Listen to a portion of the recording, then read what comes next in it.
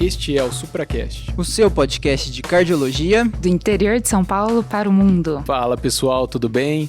Sou Rafael Rocha, R2 de Hemodinâmica da USP de Ribeirão Preto. Estou aqui mais uma vez com meu grande amigo Thiago. Fala Thiago, tudo bem? Fala Rafael, prazer inenarrável estar na sua companhia aqui para mais um episódio. Eu que sou R1 de Hemodinâmica, R- desse ser aqui ao meu lado. E hoje, Dr. Rafael, a gente tem uma convidada mais que especial para falar de um tema mais que especial, não é isso? Eu estou muito feliz por ela ter aceito o nosso convite. É uma honra para o SupraCast poder contar com a participação dela, né? Apresenta ela, Thiaguinho, para os nossos ouvintes. Pessoal, hoje a gente conta com a presença da doutora Larissa Pianta Alves, ela que é graduada lá na Universidade Federal do Triângulo Mineiro, a famosa UFTM, fez Gloriosa. Clínica Médica, Cardiologia, aqui na UHC de Ribeirão Preto, e também fez especialização em insuficiência cardíaca e cardiopatias, também lá no UHC de Ribeirão Preto. Larissa, que é R igual do Rafael, né? Isso. E é R mais minha, e aí tanto na clínica quanto na cardio também. E hoje a Lari é médica assistente contratada, né, da unidade coronariana e do nosso ambulatório de transplante cardíaco, motivo do qual estamos reunidos aqui. Um prazer, Lari, estar aqui com a gente. Prazer, meninos. Obrigada pela apresentação. Estou muito, muito feliz de estar aqui hoje com vocês. Rafa, meu R igual. Thiaguinho, meu R-, desde a clínica, né, Thiaguinho? E é um prazer estar com vocês, meninos. Estou muito feliz pelo convite. Falar de insuficiência cardíaca realmente me deixa muito feliz. É um desafio, mas eu espero que vocês aproveitem o episódio de hoje. A gente vai ser mais um bate-papo, entender um pouquinho, né, de ser avançada e bora lá. Vamos lá. Bora lá. E, Larissa, a gente tem uma tradição aqui no SupraCast, né? Que a gente sempre lança um desafio. Sim. E hoje eu vou passar a bola pro meu amigo Rafael para ele fazer um desafio para os nossos ouvintes. Boa. Vamos lá, Thiago. Então vamos unir um pouquinho a área da IC para nossa área, né, Thiago? Então vamos lançar o seguinte desafio. Já deu dicas aí. Já dei dicas, né? Qual o principal parâmetro hemodinâmico que define hipertensão pulmonar fixa como uma contraindicação ao transplante? E qual é esse valor crítico? Boa, hein? Muito bem, Rafa. Vamos lá. Esse aí eu preciso aprender também, hein? Coloca, esse você sabe bem. Muito bem. E só, pessoal, lembrar uma coisa muito importante aqui, né? Todos os episódios a gente está falando com vocês, está trazendo sempre aí, né, a questão de eletrocardiograma, né? O quanto que é importante a gente aprender eletro, a gente saber interpretar um eletro de forma rápida, porque é um exame muito simples de ser feito, muito rápido, que dá informações, assim, definidoras de conduta, não é isso, Rafa? Isso aí, Thiaguinho. E diante disso, né, a gente vem trazer sempre aos nossos ouvintes o convite de conhecer o nosso curso, o ECG Dominado, né? Tá muito bacana, a gente tentou fazer uma forma bem didática de trazer para todo mundo aí um conteúdo muito legal. Isso aí, pessoal. E aí, Rafa, o que a gente vai falar hoje, hein? Thiaguinho, hoje a gente vai falar então um pouquinho de C avançada e principalmente nas indicações no processo pré-transplante cardíaco. E a Lari vai trazer todo o conhecimento dela, toda a experiência que ela adquiriu aí ao longo dos anos para explicar várias partes que são confusas ali, duvidosas, né? Que o ouvinte tem bastante dúvida.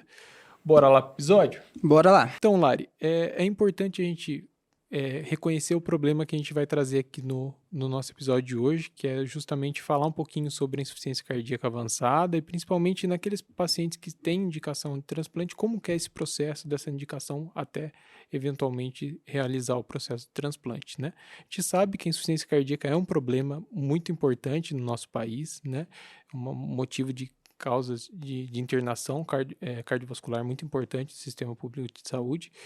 E fale um pouquinho para a gente como é o impacto no sistema público e como o transplante pode ajudar nesse sentido do tratamento. Boa, Rafa. Começando do começo, né? Então, falando um pouquinho de epidemiologia, e se realmente é uma epidemia, uma pandemia, vamos assim dizer, 64 milhões de pessoas no mundo estimado, né? Falando de C geral, não só de C avançada, prevalência de 1 a 3% global. Mas vamos resgatar a história natural da doença, né? Então, a doença, parte dela, a fase inicial da descompensação e do primo diagnóstico realmente tem uma mortalidade ali um pouco marcada, depois a doença entra na fase estável, na lua de mel, né? Assim a gente brinca. mas a doença ela é progressiva, crônica, né? Apesar dos avanços na terapia atual, até a gente chegar realmente no estágio D, né? Que é um dos motivos do nosso episódio de hoje. E aí sim a gente está falando do maior impacto em termos de saúde pública, né? Onde a mortalidade desse grupo, do estágio D, realmente, nos pacientes internados dependentes no trópico, é maior de 50%. Né? É ali que acontece o maior número de hospitalização. Então, os pacientes hoje em estágio C e D, mas principalmente D, a curva de internação desses pacientes em 2 anos dobra. Então, realmente o impacto maior para a saúde pública está nesse nicho de pacientes no grupo D, né? Que é IC avançada. E o que é mais importante, né? A sobrevida desses pacientes é de apenas 2 anos. Então, a gente fala muito de câncer, neoplasia, sim, e aí você tá lá, né? São lá 2 anos de vida e às vezes a população em si não tem essa dimensão do quanto a IC avançado, o estágio D da doença impacta. E a gente vê, né, Lari, não só a questão da mortalidade, mas a qualidade, a perda de qualidade de vida desses pacientes é algo que influencia muito, né? Exatamente. É onde realmente a historinha natural da doença é ladeira abaixo se a gente não intervir, né? E que a gente vai comentar isso aí adiante do nosso episódio. E falando de IC avançado, eu acho que entra, né, aí para os ouvintes o que é a definição da IC avançada, né? Não vamos entrar nesse momento em critérios, mas é realmente aquele paciente com sintoma refratário, classe funcional ENIRA 3 e 4, então realmente são sintomas incapacitantes, persistentes e refratário ao tratamento clínico, né? Então é esse nível de paciente que a gente está, né, focando agora. Sim, isso é importante, Lari, porque aqui lá nos primórdios do SupraCast, a gente teve 2 episódios de insuficiência cardíaca, né? Foram o 10 e o 11. Com o Dr. Flávio. Com o Dr. Flávio Valecelli. E, assim, lá a gente falou sobre apresentação, sinais e sintomas, exames complementares, e a gente parou na parte do tratamento, né? Foi aquela questão do quarteto fantástico. Exato. E nessa história natural da doença, até a gente chegar na fase da IC avançada, é importante que os nossos ouvintes eles saibam identificar, né, aonde que esse paciente está indo para a IC avançada. Eu gostaria de destacar aqui alguns pilares, né, que todo mundo tem que pensar para esse paciente, que depois a gente vai chegar no mnemônico para ajudar, né? Então, aquele paciente que você medicou ele, colocou lá seu quarteto fantástico, você tem que parar para avaliar, primeira coisa, otimização terapêutica, que é uma coisa que parece simples, né? Tenho 4 medicações, tem que chegar na dose máxima. Mas na prática, isso não é tão simples assim, né? Otimização de beta-bloqueador requer muito cuidado, a questão da vasodilatação e a questão da pressão limítrofe, né? Então, o primeiro ponto que a gente tem que pensar, e aí eu gostaria até de perguntar, né, na prática, o quão difícil é otimizar um paciente e o quão é comum a gente pegar um paciente que, já está medicado, mas você vai ver tá tudo dose baixa, né, isso é muito comum.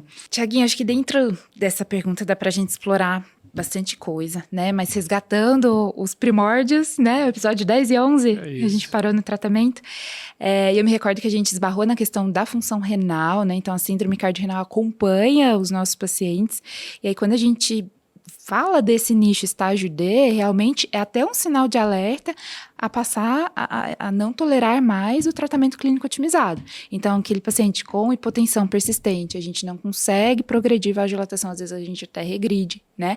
Entra a calemia, entra o clearance de creatinina e a gente começa, muitas das vezes, ter que sacrificar algumas do nosso quarteto, né? Um dos nossos heróis a gente começa a ter que tirar. E justamente é um dos pontos. A chamar o alerta, opa, esse paciente não é só mais a IC na fase de lua de mel, esse paciente está progredindo doença.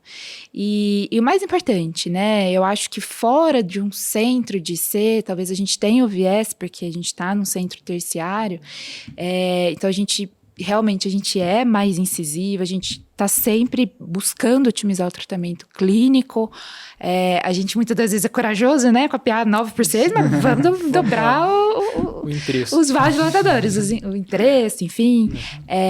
Mas lá fora, né, lembrando que a gente comentou, 64 milhões de pacientes com IC. Esses pacientes não estão todos com cardiologista, né? Muitas das vezes estão na atenção primária, tá com clínico geral, tá com outras especialidades que não vão ter a visão do cardiologista, do especialista em IC, talvez a importância do tratamento clínico otimizado.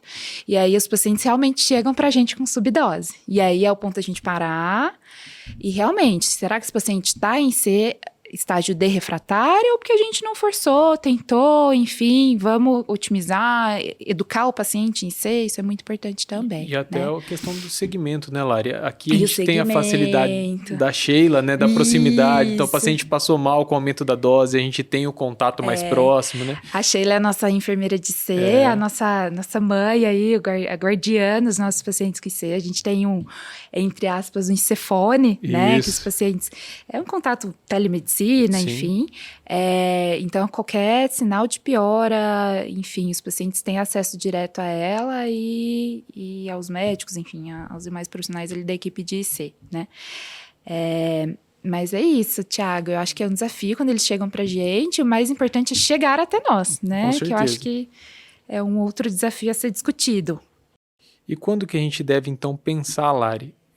Quando eu tô com o meu paciente que tem uma insuficiência cardíaca, que está piorando, que está realmente em uma classe funcional 3, quando que eu tenho que pensar em encaminhar ele para um centro de IC avançado?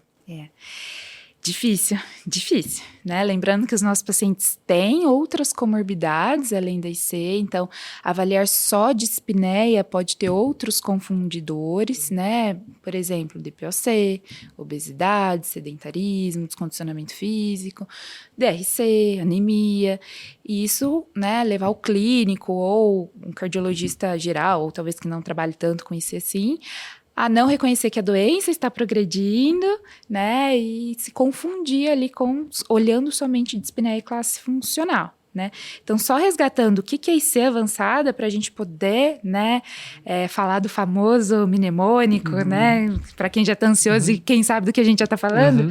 Mas sim, os critérios de IC avançada, como eu disse, né, na prática é o paciente refratário, mas o que mais, né, que de objetivo para a gente definir? Então, a diretriz de 2018, que está um pouquinho desatualizada, tem previsão aí de atualização da diretriz de transplante, mas a gente vai se basear na vigente de 2018, brasileira traz isso, né? Então, esses sintomas de ser persistentes graves, NIRA funcional 3 e 4, classe funcional 3 e 4, com disfunção ventricular grave, então fração de ejeção menor que 30%, mas não é o único critério, ou uma disfunção sistólica do VD isolada, ou alterações valvares graves e inoperáveis, ou também uma doença congênita grave e inoperável, né?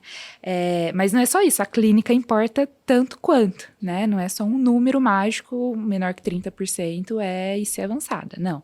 É sintoma, é clínica, então episódios recorrentes de congestão, refratária a diurético terapia endovenosa, uso, né, de inotrópico mais de 1 ou 2 vezes por ano, internações recorrentes mais de 1 a 2 por ano, isso já são critérios de IC avançado, né? E aí um outro dado objetivo, talvez fora do paciente que está no hospital, né, que é mais fácil de reconhecer, talvez, é o teste cardiopulmonar, né? Que a gente tem realmente os valores ali definidores, né? Como o VO2 aí abaixo de 12 no paciente em uso de beta-bloqueador ou 14 sem beta-bloqueador, né? Mas também não é só o teste cardiopulmonar. O teste cardiopulmonar não está disponível, né? E aí a gente tem o teste da caminhada em 6 minutos, que é simples, né? Um fisioterapeuta ou outro profissional é capaz de fazê-lo. E aí é definido, né, o critério como o teste de caminhada em menor que 300 metros em 6 minutos. Né? Então, eu sei o que é IC avançada, mas como reconhecer, né? Saber e reconhecer realmente tem um gap, e aí veio o mnemônico para isso, né? O I need help, justamente, né? Principalmente para o paciente, para o médico profissional que não está na rotina ali de lidar com IC avançada, então fora do centro de IC avançada, reconhecer, né? Você quer comentar? São vários critérios, né? Cada letrinha do I need help significa algo. Uso de inotrópico, classe funcional de NIRA 3, 4, disfunção de órgãos-alvo, pressão que abaixo de 90 persistente, a gente não consegue progredir inotrópico. São vários. É legal para o ouvinte ver cada um desses pontos, eu acho que até para não prolongar, a gente não vai citar cada um deles, mas basicamente você já citou todos eles definindo se avançada. Definindo se avançada, exatamente. E uma particularidade ou outra, por exemplo, paciente com arritmia refratária, choque refratário Aquele de paciente um que CDI, toma choque apropriado que a refratário. gente já viu alguns casos, Sim. né? Eu acho que todo mundo teve a oportunidade de, durante a residência, enfim, na formação, deparar com algum desses casos, né? E aí entra um detalhe que a gente falou no comecinho com o Thiago sobre a intolerância ao tratamento clínico otimizado, né? Então, é um sinal de alerta, né? Poxa, meu paciente estava evoluindo, estava em tratamento otimizado, começando a ficar potência, estou precisando voltar atrás no tratamento, ou mesmo aquele paciente que já abriu um quadro bem grave, que eu não estou conseguindo otimizar, não estou conseguindo chegar na dose alvo das medicações. Aquele paciente congesto, extremamente congesto e nada resolve. Nada resolve, exatamente. E por que é importante destacar o reconhecimento? Porque hoje o encaminhamento tardio para um centro de transplante ou de ser avançada, enfim, realmente é o que impacta desfecho hoje. Né? Lembrando que a gente está falando do grupo que realmente é o responsável pela maior mortalidade em si. Né? Sim. Um detalhe importante também, Lari, que eu gostaria de comentar, é que o transplante, ele beneficia, né, e até alguns critérios ali, né, de contraindicação, a idade do paciente. O transplante, ele é muito bem indicado em pacientes mais jovens, né? Isso. E pacientes mais jovens, eventualmente a gente tem um viés dos sintomas, né? Às vezes é aquele paciente que ele não é tão sintomático, mas ele apresenta vários parâmetros que a doença não está evoluindo bem, né? Então, aquele paciente que tem uma fração de ejeção muito baixa, aquele paciente que está remodelando de forma desfavorável, está evoluindo com uma insuficiência mitral acentuada. Então, esse paciente, às vezes, é importante a gente, às vezes, não pensar só nos sintomas, né? Lembrar desses outros critérios. E aí, quem tem disponibilidade cardiopulmonar, o VO2 ajuda muito nesse cenário, porque às vezes é um paciente que ele não tem tantos sintomas, mas ele tem uma doença grave e talvez ele vai se beneficiar do transplante. Né? E talvez está compensado pela periferia, né, que a gente tanto fala. E aproveitando que você comentou já de transplante, né, só para trazer um panorama, transplante no Brasil tem suas particularidades, né? A gente é um país grande, continental, tem suas limitações em termos de tempo de isquemia, logística, então não é uma terapia disponível, infelizmente, para todos os estados, enfim, por conta da logística. Então, hoje a gente tem uma demanda muito grande, pouco atendida, né? Os dados da BTO do ano passado estimavam a necessidade de 1.700 transplantes. A gente conseguiu fazer 438. Então, isso dá o quê? 25%. E fora o paradoxo, né, da demanda alta e a oferta baixa. Né? A gente tem até um número razoável de doadores, mas a taxa de conversão, ou seja, os potenciais doadores e o que realmente é transformado em doação efetiva é cerca de 20% em São Paulo, que é o maior centro transplantador. Então, seja por critérios de família, social, né, conscientização de que a importância da doação de órgãos, enfim, que isso ainda é um ponto aí. A gente pode falar sobre isso em outros momentos. Mas, realmente, o transplante, como você falou das indicações antes da gente chegar lá, só pontuar essa questão aí epidemiológica que no Brasil a gente tem aí suas particularidades. Mas, né, a terapia aí padrão ouro no estágio D. Então, a gente comentou da sobrevida lá atrás de pacientes com IC avançado de 2 anos e a única terapia capaz de modificar a sobrevida em estágio D é o transplante. Boa, já que a gente já começou a falar um pouquinho sobre o transplante, que é, sem dúvida, um dos assuntos desse episódio, é algo que é uma terapia que muda realmente a sobrevida desses pacientes com IC avançada. É todo paciente com IC avançada que eu penso em transplante, Lari? Como eu disse, é o padrão ouro, né? Então, a gente tenta eleger, mas infelizmente não serão todos os elegíveis, né? Mas devemos pensar e no HC, né, onde a gente está acostumado a fazer avaliação pré-transplante, a gente brinca que é uma escada, né? Primeiro a gente avalia a base e aí vai subindo os degraus aos pouquinhos e a gente pode aprofundar isso adiante. Antes de aprofundar, eu queria só destacar, né? Então, a gente conseguiu com que esse paciente chegasse no centro, né? A gente já viu que o I Need Help chama atenção, então se esse paciente está lá na atenção primária, secundária, ou num cidade de interior que não tem centro de IC avançada, chegou para a gente. Então, qual que é o papel do centro, né? Então, além de avaliar a elegibilidade para o transplante, a gente tem uma série de outros fatores a avaliar antes de começar a subir a escada que eu comentei. Perfeito. Né? E, então, lembrando, um centro de ser avançada, ele tem que ser multidisciplinar. A gente comentou da Sheila, a nossa guardiã, né? Sim. Mas além da enfermeira, nutricionista, o psicólogo, o assistente social, tá? Isso é muito importante para reforçar a educação de ser, né, desses pacientes. Então, peso diário, restrição hídrica quando indicado, ingestão de sódio, enfim. Mas também naquele paciente que lá no final, né, ou no início, se for da vontade dele, ele não vai querer seguir o caminho do transplante. Ele já tem uma diretiva antecipada, ou ele já tem uma meta ali terapêutica definida, e isso tem que ser conversado. Né? A gente está falando de estágio final de doença. Sim. Né? Então, a equipe multi entra nisso para a gente discutir essas questões. E aí, agora puxando para a parte médica, a gente sempre revisita a etiologia, né? Se é algo reversível, né? Como o Thiago já trouxe para nós, né? Será que tem alguma outra coisa a oferecer além do tratamento clínico medicamentoso? Né? Então, esse paciente tem um BRE, é passível de ressincronizar, ele já está ressincronizado? É uma ressincronização que não teve resposta? Não, a gente nem ressincronizou ainda. Então, vamos avaliar junto à equipe de arritmia se é indicativo ressincronizar. Ressincronizei, a IM não melhorou, né? Tem uma dilatação IM secundária ressincronizada, ou se não tinha indicação de ressincronizar, vamos pensar no reparo valvar mitral, né? Puxando o gancho para vocês. Sim. Será que o paciente está indicado, entra nos critérios para um mitraclip? Né? Então, eu tenho que pensar nisso antes. Indicação de CDI, né? É uma cardiopatia isquêmica, fração de ejeção provavelmente está reduzida, ele chegou até nós, né? Então, tem indicação de CDI, então tem que trabalhar com essas questões antes, né? E as comorbidades, né? Então, de novo, aquelas comorbidades que a gente comentou que pode confundir a avaliação de dispneia, né? Então, lembrar da anemia, reposição de ferro, a gente sabe que melhora a qualidade de vida, melhora sintomas, né? O rim, né? Diabetes, obesidade, parar de fumar, né? Se houver um DPOC já diagnosticado, ou então vamos diagnosticar, tem que ser tratado também.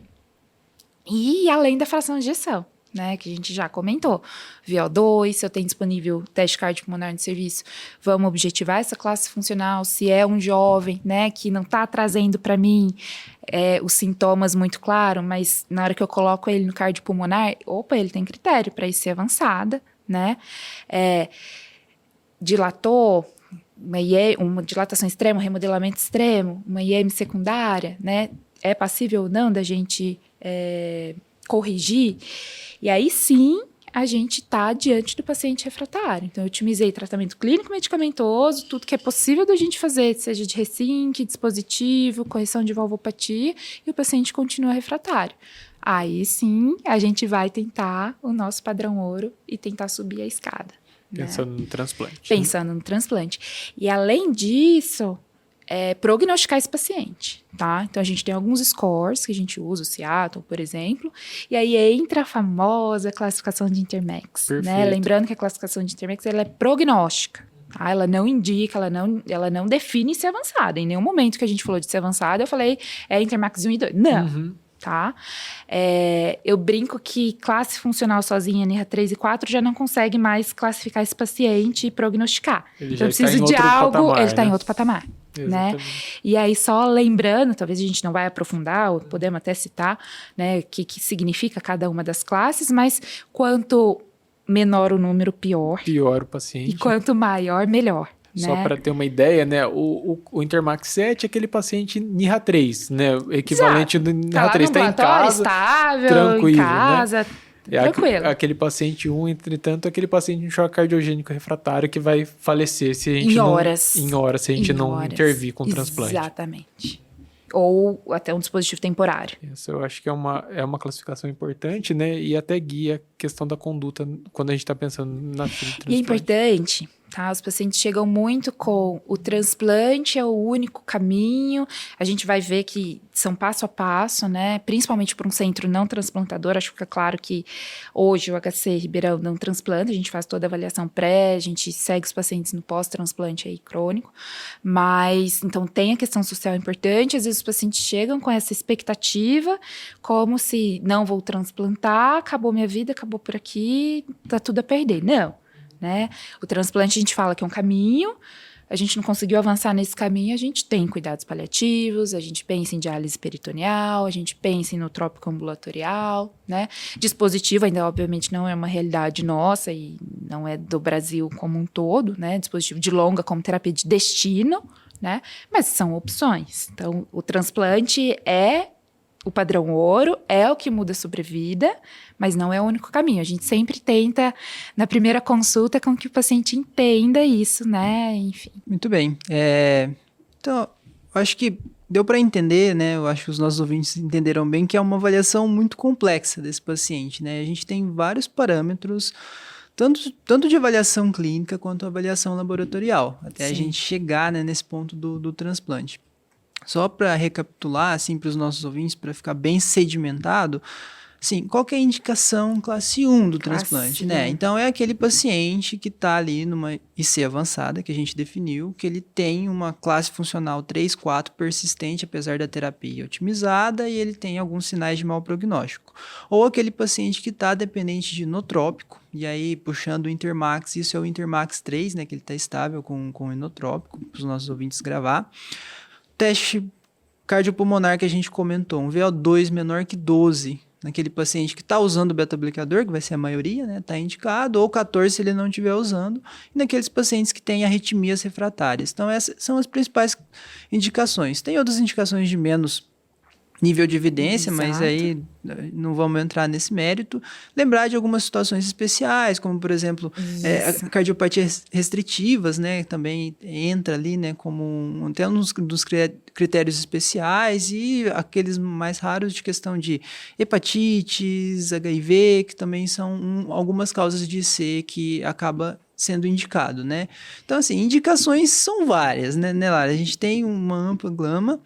Só que, e contraindicação? Existe alguma contraindicação? O que a gente tem que pensar que, esse paciente talvez não vai se encaixar? Tem. Infelizmente, tem. Só complementar das condições especiais, né? Dentro das restritivas, hipertrófica, né? O carro-chefe, muitas das vezes aí com disfunção de VD associado, né? E esses pacientes são particulares porque hoje de dispositivo de assistência de ventrículo direito, basicamente ECMO, né? Falando de Brasil. Então, a priorização na fila desses pacientes realmente, a gente vai falar sobre critérios de priorização mais para frente, mas só para entender a particularidade desses pacientes. E a amiloidose. A amiloidose tem indicação, entra como especial, claro que tem que ser uma avaliação individualizada, né? No caso, por exemplo, da L, tem que ser seguido com o TMO, né? O transplante medula óssea. O paciente não pode ter doença sistêmica, né? E no caso da TTR, preferencialmente duplo com fígado também, né? Enfim, mas só para trazer essas curiosidades, porque a gente fala doença sistêmica, em teoria, poderia ser um contraindicador, né? E aí, respondendo a tua pergunta da contraindicação, temos, sim, absolutas e relativas, né? A contraindicação absoluta mais objetiva que a gente tem é a hipertensão pulmonar fixa, tá? Medida ali através do cateterismo, né? Monitorização hemodinâmica. Desafio, né? Tá aí, gente, a resposta, gravam bem. Mas lembrando que é aquela resistência fixa, tá? Então, que não respondem ao teste de vasorreatividade, ou aquele paciente, a gente vai falar de dispositivo e pontes, mas aqueles pacientes que foram submetidos a algum dispositivo para descompressão de VE, pensando em aliviar a hipertensão pós-capilar, e mesmo assim não foi o suficiente para reverter a hipertensão pulmonar, né, a resistência vascular. Então, nesses casos, o transplante está contraindicado, tá, em definitivo. As outras contraindicações, talvez um pouco mais fáceis da gente, né, entender, incompatibilidade ABO, que é algo bem vamos dizer, básico, entre aspas, neoplasia ativa, né, ou sem critério de cura sustentada, comprovada, doença sistêmica com expectativa de vida menor que 1 ano, infecção ativa não controlada, e entra um critério importante, né, falando de Brasil, a não adesão comprovada ao tabagismo, a cessação do tabagismo e etilismo ou substância de psicoativa. Né? Não Por é pelo menos quanto tempo? 6 meses. 6 meses, 6 meses, perfeito. tá? Aí a gente entra, às vezes, dentro de alguns tabus, né? Essa população, um certo preconceito, o paciente faz uso, já automaticamente contraindico? Não, realmente é isso. Se ele tiver tempo de 6 meses, né, para candidatura e ser trabalhada essa questão psicossocial e médica também, né, da dependência, o paciente pode se tornar elegível. Mas se a gente comprovar que foi refratário a essas medidas, né, o paciente mantém adesão ao uso dessas substâncias, realmente está contraindicado, né. Mas lembrando que idade avançada, né, o númerozinho mágico de 70 anos, é a grande maioria. Sim. Raramente a gente transplanta, né, acima de 70, mas não é absoluto. Né? Muitas das vezes pode ter um paciente de mais de 70 anos que hoje não é incomum, né? Que a gente brinca, entre aspas, o shape score é muito bom, né? Sim. Então isso tem que ser avaliado. E só o gancho do shape score, porque a gente tem que falar muito de fragilidade, né? Talvez a gente ainda não, na diretriz não está tão pontuado assim, mas a avaliação de fragilidade ela tem que partir desde o início, desde que o paciente chega lá no centro, né? Naquela avaliação multidisciplinar. Então isso é importante. Então é mais de 70 anos, mas não é um idoso frágil. Então, por que esse paciente não pode ser transplantado? Né? E aí entra a obesidade, né? O IMC maior que 35, isso mais por questão de compatibilidade mesmo, do tamanho ali do órgão doado e do receptor, mas que também pode ser reversível, né? Desde que a gente tenha um tempo aí para poder atuar. E o contrário é a caquexia cardíaca, né? Que também é um marcador aí do estágio D. Então, isso acaba entrando como contraindicação relativa. Até é difícil, né, pensar, e o paciente outros? vai ser submetido a uma cirurgia muito grande, que é a cirurgia do transplante, né, então esse estado nutricional é importante, principalmente no prognóstico pós-cirurgia, né. Muito importante, muito importante. E, de novo, a gente vai falar de priorização, né, mas os nossos pacientes, a grande maioria, eles transplantam em critério de priorização em internação. Muitas das vezes com dispositivo. Então, o dispositivo hoje mais utilizado é balão, o ECMO, mas restrito ao leito, a maioria das vezes, né? Acho que o uso do balão axilar em outros sítios é menos utilizado. Acho que o balão em sítio femoral é o carro-chefe. E aí o paciente está na cama, no leito, 6 meses. Em alguns casos, né? E até, Lari, então todos esses pontos que você disse, né, que de contraindicação, são pontos que a gente tem que ir investigando, né, na avaliação pré-transplante, né? Então faz parte essa avaliação oncológica, essa avaliação odontológica também, e principalmente da questão social, né? O paciente tem que ter uma rede de apoio muito importante, tanto para o pré quanto pós-transplante. Aqui na nossa região a gente não transplanta, né, aqui no nosso serviço, então a gente precisa encaminhar esse paciente para outra cidade, para outro centro. Então tudo isso é muito importante na nossa avaliação. Né? Na nossa rotina a gente sempre começa pelo psicossocial, né? Então a psicóloga e a nossa assistente social são prontamente acionadas, né? E realmente, se a gente identifica algum fator que contraindica em definitivo, né? Porque existem alguns fatores que podem ser trabalhados, certo? Mas isso também depende muito da fase de doença que o paciente está. Às vezes a gente está fazendo essa avaliação de elegibilidade já num paciente em choque refratário, né? Dentro lá da UCO internado. Outras vezes a gente está lá no ambulatório, né? Então, enfim, a avaliação psicossocial é o primeiro ponto, né? O paciente precisa de um cuidador. Esse cuidador não é para ajudar só com as medicações, né? Mas realmente com todos os cuidados, né? E a gente tem a particularidade de ter que encaminhar para outro centro, né? Um centro transplantador, no caso. Então, a nossa avaliação, a base da escada que eu comentei é a social. Passando por ela, aí a gente prossegue, né? Para avaliação pulmonar, a nutricionista entra na base também, mas realmente o foco ali né, dos pacientes, a maioria das vezes são caquéticos mesmo, já estão evoluindo para caquexia, entra o papel do fisioterapeuta, né? Então, reabilitar esses pacientes, aumentar a massa muscular, né? Isso aí tem prognóstico ali no peri-transplante e no pós-operatório. Perfeito. Outro ponto, Lari, que é importante a gente citar, que você já até citou como uma contraindicação, é a questão da tipagem sanguínea, né? Da tipagem BO e até mesmo da questão imunológica, né? Como que a gente faz essa avaliação? Como é feito isso? A gente faz esse crossover real ou virtual? Como que isso funciona nesse ponto? Ótimo, Rafa. Então, a gente falou um pouquinho, eu não falei de todas as contraindicações relativas ao transplante, né? A gente falou da idade, a gente falou do peso, né? Mas realmente pode entrar aí o tal do painel, né? Mas ele é relativo. O que é o painel? O que isso avalia? O painel, ele é um teste para avaliar, né, a presença ali de anticorpos, né, do receptor contra uma amostra ali populacional, né? Então, qual a chance basicamente do meu receptor encontrar um órgão compatível? Porém, isso o que vale mesmo é a especificidade, né?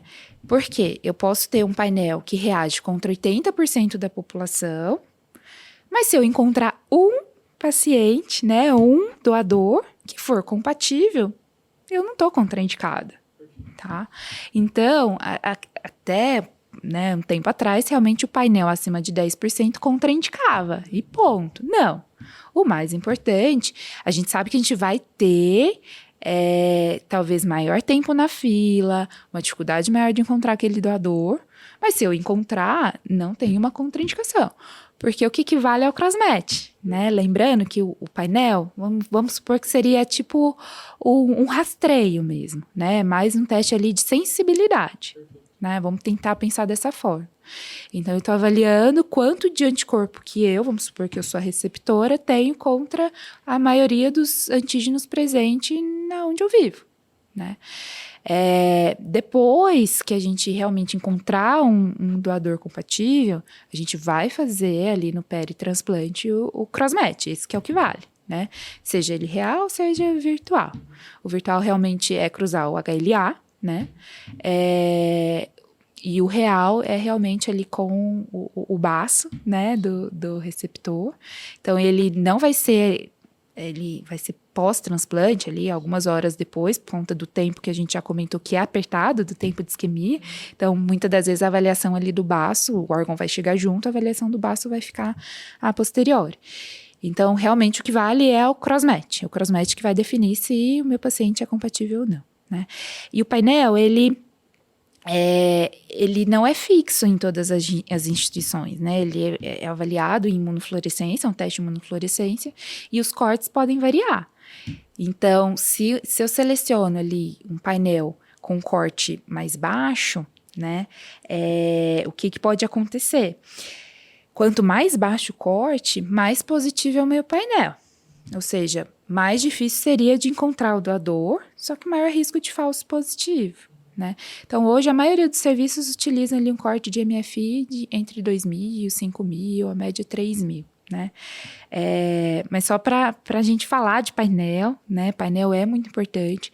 Já tivemos casos que, infelizmente, foi contraindicado, porque a paciente estava realmente muito grave, com um painel muito alto, a chance dela encontrar o doador era muito baixa e foi contraindicado. Mas além do painel proibitivo, a gente tem a possibilidade de dessensibilização, certo? Que é uma estratégia para a gente tentar reduzir o tempo na fila. Então, é feito, a gente não vai entrar em detalhes, mas é feito um protocolo, né? Na tentativa de reduzir a presença desses anticorpos. E assim a gente conseguia encontrar um doador mais facilmente, né?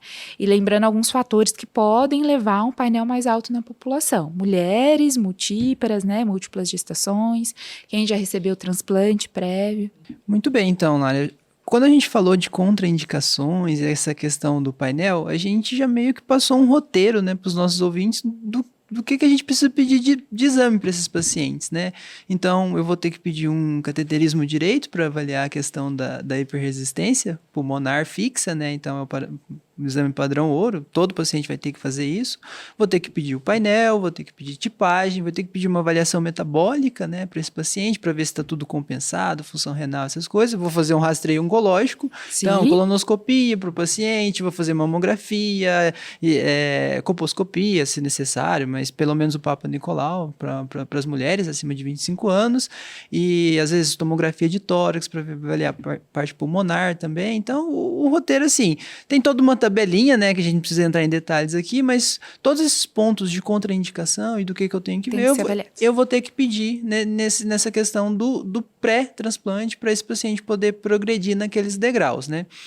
Depois que eu fiz toda essa avaliação, Lari, eu gostaria de saber assim, se tem algum detalhe, se tem alguma coisa desses pacientes que fala pra gente, não, esse paciente aqui é prioridade, ele vai, digamos assim, furar a fila ou passar na frente dos outros pacientes, e em parâmetros de Brasil, assim, mais ou menos, quanto que é o tempo de fila, mesmo com prioridade, quanto tempo que demora, assim, em média? Então uma vez que a gente elegeu, vou falar da nossa experiência aqui, tá? Então a gente avaliou critérios de elegibilidade, a gente não encontrou nenhuma contraindicação, a gente caminha para o centro transplantador, porque o centro transplantador é quem vai realmente colocar o paciente em fila, né? Somente os centros transplantadores que têm aí o cadastro nacional para poder realmente colocá-lo em fila. E aí quando a gente vai falar a nível de Brasil, né, os transplantes de coração a gente já viu que tem a dificuldade logística, o tempo de isquemia, pouco órgão, né? Então, realmente, os transplantes acontecem para os pacientes priorizados, né? Os furões de fila. E quais são eles, né? Então, realmente, a gente usa parâmetro de gravidade, né? Mas o que vai ditar, além da gravidade, é a compatibilidade EBO, né? Então, são, entre aspas, filas separadas de acordo com o tipo sanguíneo, né? Não que são separadas, mas é uma fila única, isso fique claro, tá? Uma fila única nacional, independente de serviço público ou privado, tá? Controlado pelo Sistema Nacional de Transplante. Mas é separado de acordo com o ABO, tá?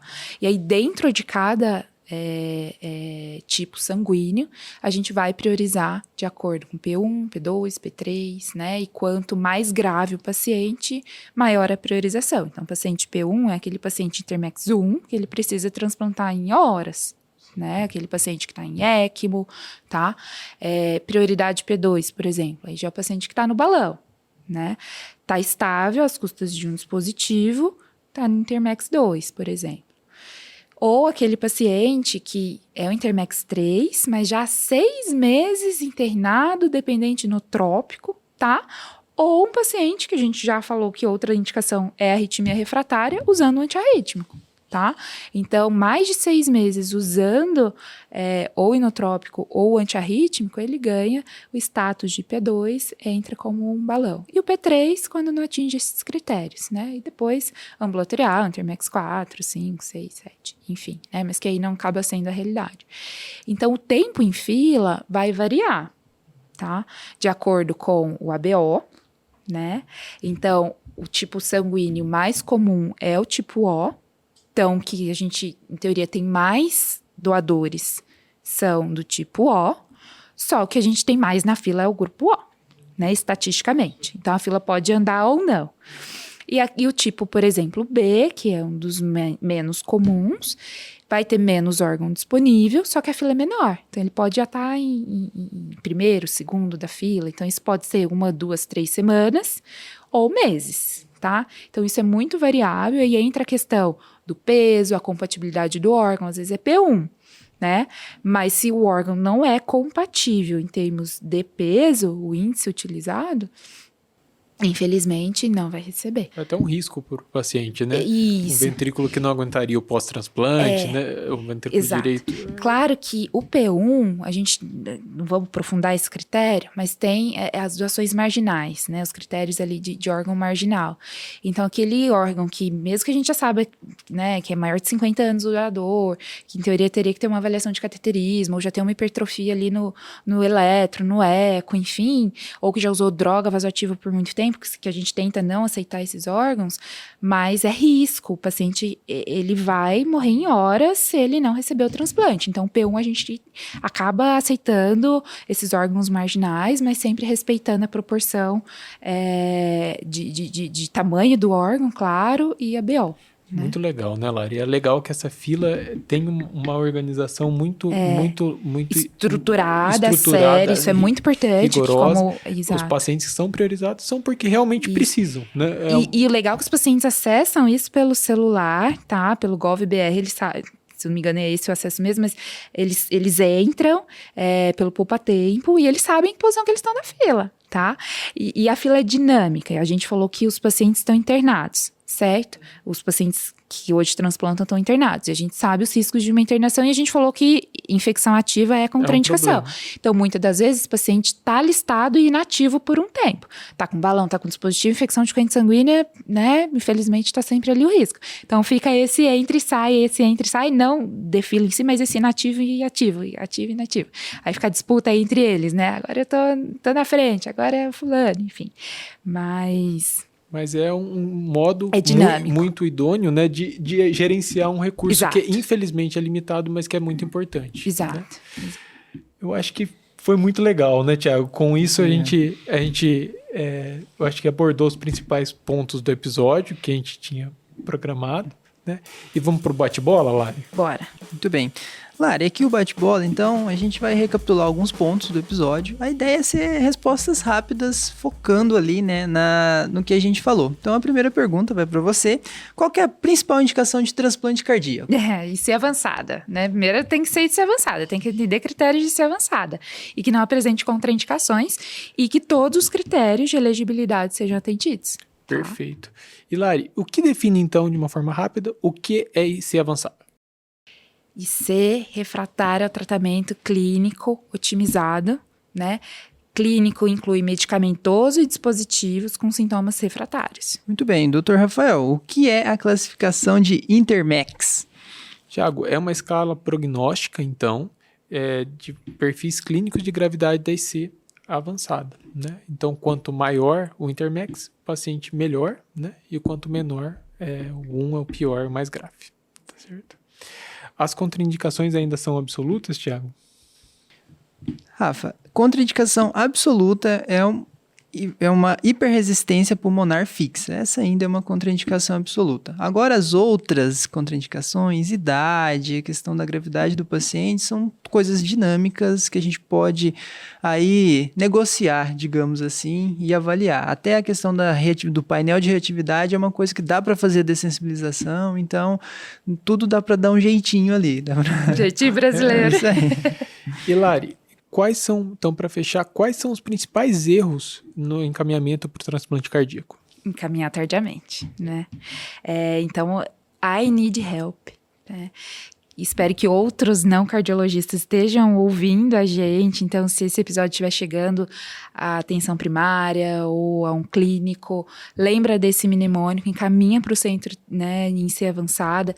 Mesmo que não seja um centro transplantador, mas que seja um centro de avaliação em IC avançada, né? Isso, infelizmente, é um tempo ouro, né? E os pacientes já podem chegar em caquexia, com disfunção de órgão-alvo, e realmente a gente tem que contraindicar aí uma terapia que muda a sobrevida, né? Como é o transplante. Combinado.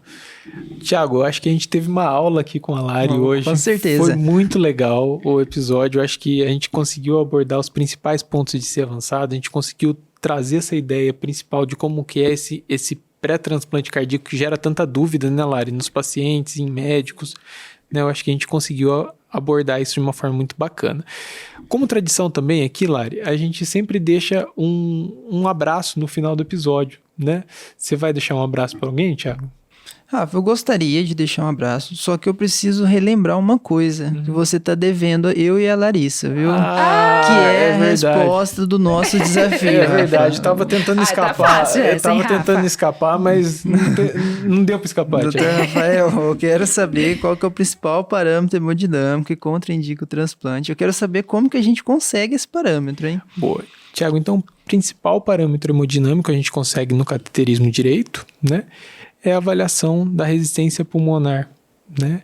Quando ela é acima de 5 UDs, infelizmente, a gente tem uma resistência alta, né, que é contraindicação de transplante, e quando ela é fixa, não tem resposta ao teste de vasorreatividade, né? Aqui no nosso serviço a gente utiliza bastante o óxido nítrico, né? Ou com os dispositivos de descompressão, a gente tem uma hipertensão pulmonar fixa e é uma contraindicação, então, ao transplante. Isso aí. Então, o número que as pessoas têm que gravar é a resistência de 5 e a resposta, né, ele tem que cair abaixo de 3, com uma pressão da artéria pulmonar abaixo de 50 e um gradiente ali transpulmonar menor que 15. Então, esses números aí que a gente tem, esses números mágicos. Muito bem. Agora o abraço. Agora o abraço. Falando de IC, eu acho que a gente citou ela aqui durante o episódio. O meu abraço vai pra Sheila, que é a nossa enfermeira de IC lá do HC, né? A Sheila, ela é quase uma mãe, né? Pros pacientes, pros residentes também, mas quase uma mãe pros pacientes, né? É uma questão que a Lari falou no começo do episódio, né? A equipe multi é muito importante e ter uma enfermeira de IC num centro, né, que é de IC avançada é fundamental para orientação, para segmento. Então, talvez é até mais importante do que a presença do médico ali no dia a dia, no segmento. Isso muda de fato o prognóstico do paciente, né? Beleza. Eu vou mandar um abraço especial para a cardiologia de Botucatu, que foi onde eu fiz clínica médica, que é um centro transplantador, né, que me ensinou bastante coisa sobre transplante cardíaco na época da residência de clínica médica. E você, Lari, vai mandar para quem? E o meu abraço hoje vai para a doutora Bianca, minha R igual, né, R igual de cardio, R igual em C e cardiopatias. Hoje mamãe da Sofia. Verdade. E meu abraço vai para elas. Muito, muito legal. Eu acho que com isso, então, estamos encerrando esse episódio muito bacana. Eu queria agradecer mais uma vez a Lari por ter aceitado nosso convite. Foi uma presença sensacional. Eu acho que enriqueceu muito o nosso podcast. A gente está sempre de portas abertas para um possível retorno. Eu que agradeço, Rafa e Thiago, e parabenizar pelo SupraCast. Sucesso, né? O nosso orgulho da residência são vocês, é o SupraCast, e que ele realmente do interior de São Paulo para o mundo, essa é a minha torcida. E em breve, quem sabe, a gente parte para parte 2, né? Parte 2. Tem muita coisa que a gente não deu conta de falar. É muita coisa, o assunto principalmente é grande. o pós-transplante, né, Lari? Dispositivos, né? Ponte pra quê? O que é isso? O que é isso, Rafa? Ponte pra quê? Vamos deixar já, então, nosso ouvinte com um gostinho de quero mais, né, Thiago? Isso aí. Lari, muito obrigado, então, pela sua participação. Valeu, Rafa, por mais um episódio. E lembrar todo mundo aí, né, de dar 5 estrelas no Spotify, seguir a gente no Instagram, @SupraCastCardiologia, no YouTube também, lá tem vídeo, no Spotify também, esse episódio sai com vídeo, mas no YouTube também tem, então @SupraCast. E é isso aí, pessoal, até uma próxima, valeu. Valeu, Tchau, gente.